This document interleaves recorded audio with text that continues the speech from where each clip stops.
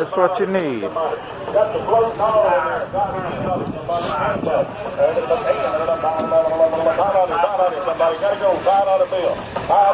Brand spanking new cab.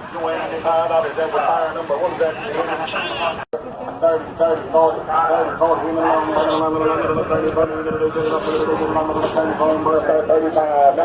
40, now 5, now 50, now 50, 50, now 5, 50, now 5,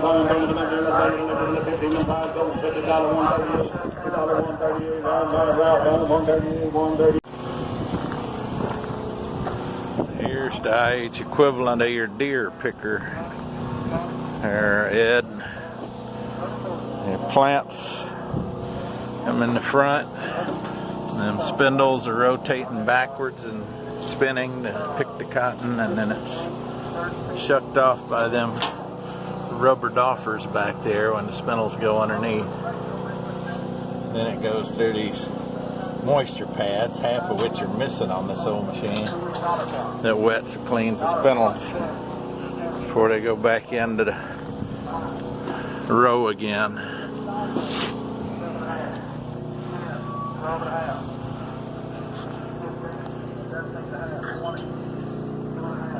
There you can see the doffers back there that pull the cotton off the spindles, moisture pads.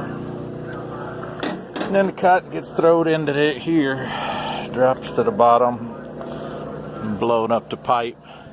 These pipes deliver the air from the main air manifold coming off the turbine fan there, running off the engine. You can see the big power band. Oh, this one's got two fans. Okay. There's this forward fan and the back fan. A lot of these were DT466, or these are the screens here that keep the radiators clean.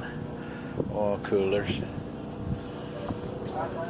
And cotton goes in the basket, and then it's got chain slide unload here. I don't know if you can see it. There's one of the slats, and the chains are up in that channel. Unloads out the other side.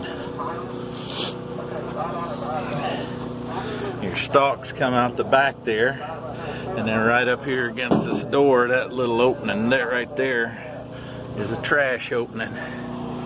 And every once in a while you gotta climb up in here in front of the tires and drop those two, clean that out.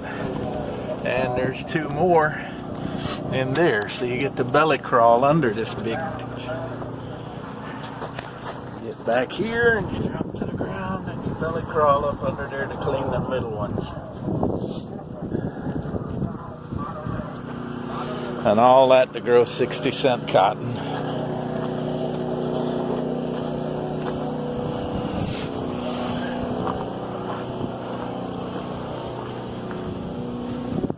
Here's where you climb up to get the cab. Here's your chain unloads.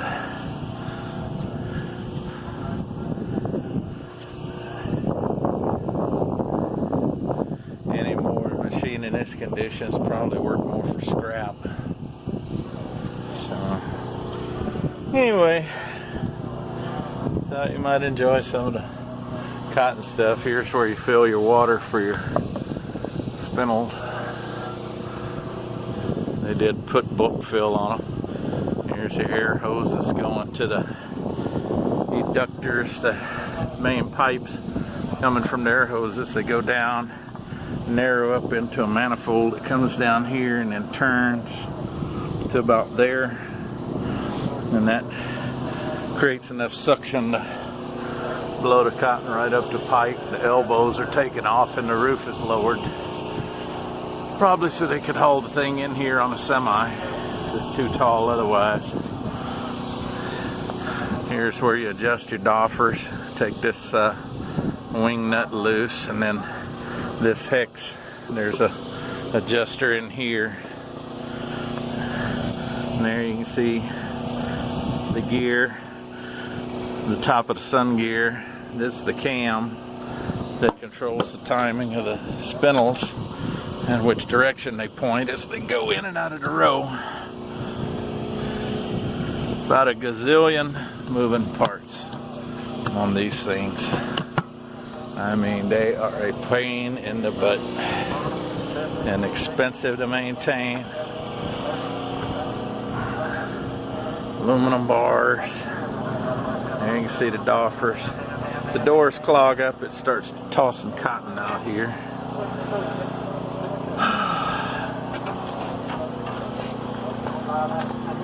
And there you can see that's the rear drums back there.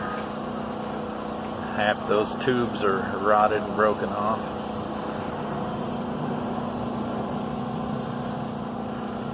This machine's rode hard, put up wet. Anyway, later. Well, here's something you don't see every day. Double blowers. It's probably a 12V93 Detroit, I'm guessing.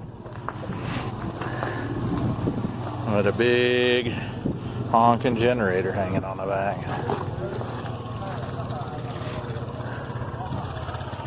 Light plant.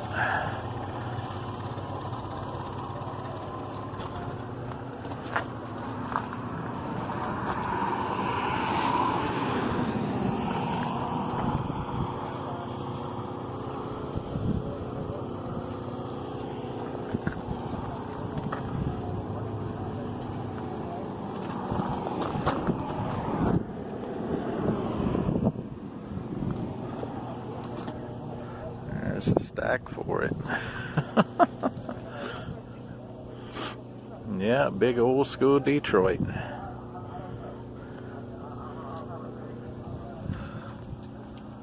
$225 kilowatt.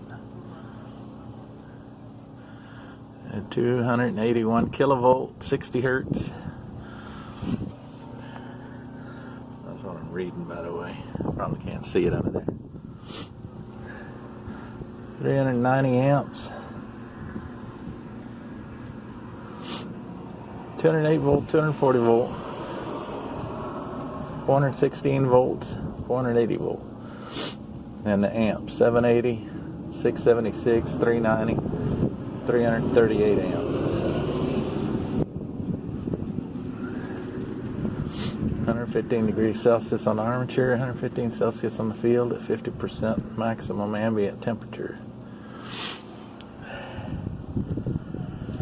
That'd light a few light bulbs.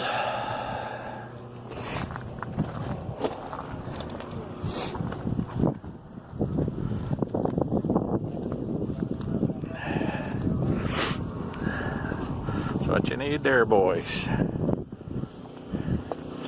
old dirt pan.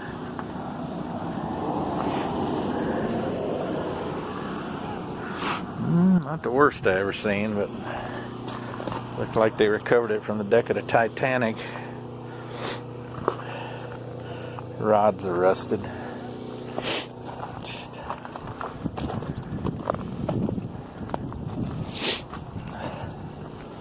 I helped resurrect one of these once upon a time, but the rods weren't rusted in it.